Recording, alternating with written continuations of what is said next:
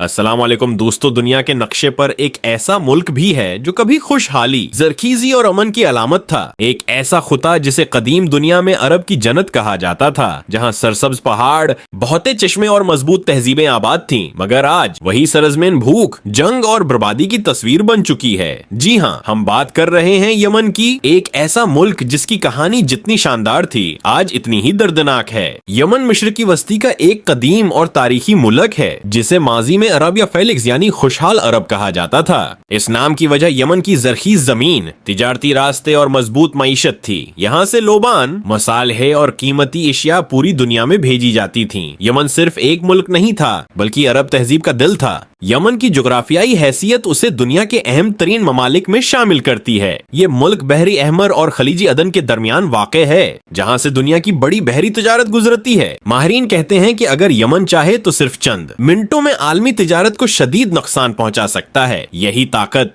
बदकिस्मती से इसकी सबसे बड़ी कमजोरी भी बन गई। यमन का दाराल हुकूमत सुना दुनिया के कदीम तरीन आबाद शहरों में से एक है। यहाँ के मिट्टी से बने हुए बुलंद और बाला मकानात, तंग गलियां और कदीम बाजार सदियों पुरानी तहजीब की गवाही देते हैं। कहा जाता है कि सना की बुनियाद हजरत नूह के बेटों में से एक ने रखी थी। ये शहर न सिर्फ सियासी मरकज था, बल्कि यमन की शनाख्त भी यही था। अगर आज हम यमन के अवाम की जिंदगी देखें तो हकीकत इंतहाई तल्ख है। जहाँ उसके पड़ोसी ममालिक जदीद शहर, लग्जरी लाइफ और दौलत में डूबे हुए हैं, वहीं यमन के लोग बुनियादी जरूरियात के लिए तरस रहे हैं। पानी, दवाई, तालीम सब नायाब हो चुका है। देहात में जिंदगी आज भी सदियों पुरानी लगती है, जैसे वक्त वहीं रख गया हो। सवाल ये है कि आखिर यमन इस हाल तक कैसे पहुंचा? उसकी शुरुआत 2011 में अरब बहार से हुई, जब अवाम ने अपने हुक्मरानों के खिलाफ आवाज उठाई। 23 साल से हुकूमत करने वाले सदर अली अब्दुल्ला सालेह को इक्तदार छोड़ना पड़ा। मगर मसला ये था कि उनके बाद कोई मजबूत मुत्तहिद क़ियादत मौजूद नहीं थी।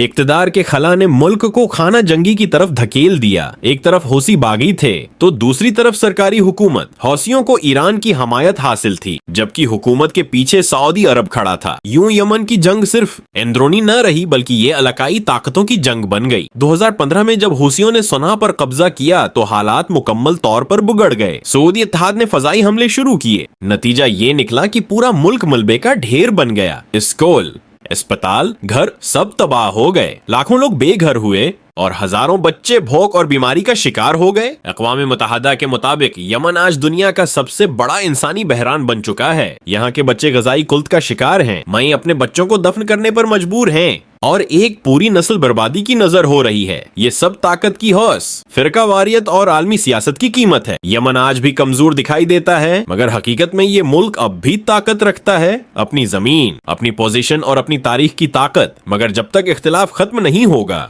और जब तक ताकतुर ममालिक अपने मफादात को इंसानियत पर तरजीह देते रहेंगे, यमन का जख्म भरना मुश्किल है। यह कहानी सिर्फ यमन की नहीं, ये इंसानियत की नाकामी की कहानी है।